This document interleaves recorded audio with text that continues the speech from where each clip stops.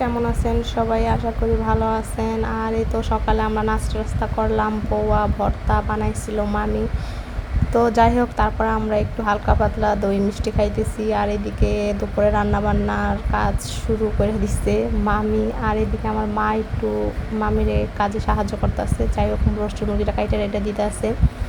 আর এদিকে ডিম সিদ্ধটা হয়ে গেছে। আর মামি রোস্টের ভাজা, মানে রোস্টের জন্য মাংসটা ভাজা ওই তেলে এখন রান্নাটা বসাই দিব। রোস্ট তো ভালো মতন ভাইজাটাই যে আদা রসুন বাটা টাটা দেওয়ার পরে রোস্টের মশলা দিয়ে দিব এখন। আর মামি কিন্তু অনেক মজা করে রোস্ট রান্না করে, সত্যি সবসময় বলি, কারণ মামির হাতে আসে না, এক একজনের হাতে এক একটা গুণ, তো এটাই আর কি।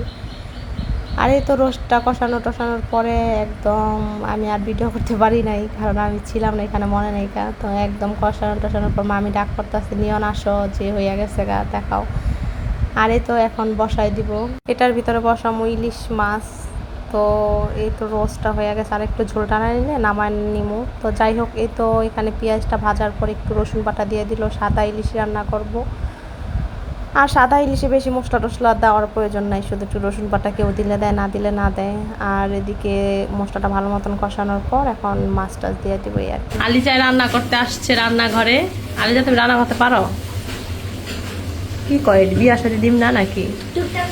টুকটাক বিয়ার কথা শুনি না, টুকটাক রাজি হয়েছে।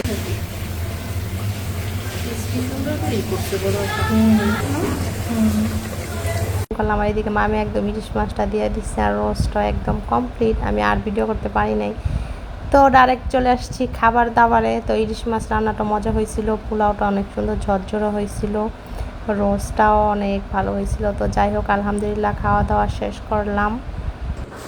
এই তো খাওয়া দাওয়া শেষ করার পর আমরা এক জায়গায় যাবো, এই কারণে রেডি হয়ে গেছি সবাই। এখন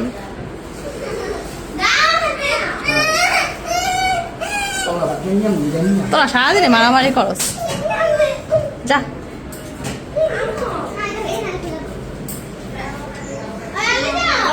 Brazil supporter, Brazil supporter, sorry আর্জেন্টিনার সাপোর্টার।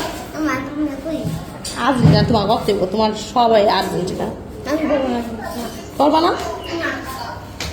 আর এই তো আমরা আসছি, যে আমরা ঢাকায় একটু জায়গা কিনছি, তো এটা দেখার জন্য রাবের আব্বু বলতেছে, তো চলো দেখে আসি। জামুগা তো আর তো আসইব না। আর যে বাড়িটা হইলো আমার মামার শ্বশুর বাড়ি। আর এই তো ওনাদের পাশের জায়গাটায় আমরা কিনছি, যে জায়গাটা খালি জায়গাটা। আর আমাদের দুইটা নারকেল গাছ ছিল, তো নারকেল গাছটিতে নারকেল ধরতো, এখন নারকেল গাছটি কী কারণ জানি মারা গেছে। আর এই তো যাই হোক, ইনশাল্লাহ বাড়ি করব, এখন তো আমি করি নাই। আর এই যে এটা হইলো একটা স্কুল, মানে সরকারি স্কুল আমাদের, মানে রাস্তার ওই পাশে। আর এই তো মামাদের বাড়ির ছাদে উঠছি। আর ওঠার পর এই যে স্কুলগুলো আপনাদের একটু দেখাই। আর এই তো মামির মা আবার অনেক সুন্দর গাছ বুনছে, পুঁই শাক, কাঁচামরিচ, ঢেঁড়স। আর এই তো একটু নাস্তা টাস্তা করলাম। সাহায্য ফলাইতেছে একদম। আনা বাসো, এই তো গেলাম গাছো। আর এই তো আমরা জায়গা টাকা দেখলাম, আর নারীদের বাসায় গেছিলাম, মানে মামির মার বাসার কথা বলতেছি। তো আসার সময় তো মাটির কিছু কেনাকাটা করবো। আর এত সুন্দর দোকানে অনেক সুন্দর সুন্দর জিনিস ছিল। থালগুলো ছিল 100 টাকা করে, তো থালগুলো অনেক সুন্দর ছিল, ফুলের টপ ছিল, তারপরে জগ বাটি, মানে এমন কিছু নাই যে মাটির এখন বের না হয়েছে।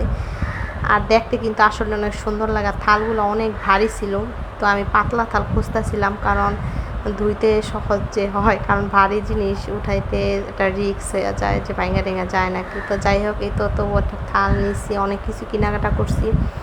এদিকে একটা পিসনিও নিছি, এটা পিসনি বলে নাকি কি বলে। তো যাই হোক, এই তো যাওয়ার সময় আমরা এখন একটু মুড়ি ভর্তা ফুচকা টুচকা খামু। তো মুড়িটা অনেক মজা ছিল, মুড়িটা অনেক মজা। হ্যাঁ, পেঁয়াজ ব্রেসটা দিচ্ছে, তো এই কারণে মজা লাগে। আর এদিকে নদীর পাড়ের বাতাসে ও। এই তো মুড়ি খাওয়ার পর আমরা আবার ফুচকা নিছি, ফুচকাটা অনেক মজা ছিল, ঝাল ঝাল। আর আমি তো সবসময় কড়া ঝাল দিয়ে খাই। এই তো পরের দিন সকালে যে নার্সারিতে আসছি, কিছু গাছ টাছ কিনবো, এই কারণে। তো দেখি কি গাছ নিতে পারি। একটা গাছে কত কলম কাটছে আমার গাছে, আকাশের লগে মিল্লা গেছে। I tried to scream, but my voice was gone. And they stole everybody.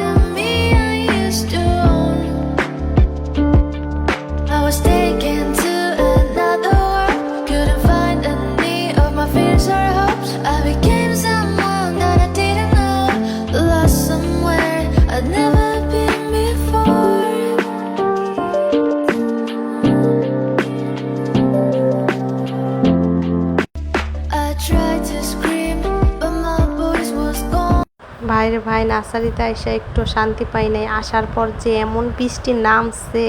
তো যাই হোক, গাছ টাছ কিনা তাড়াতাড়ি বাড়িতে চলে আসছি।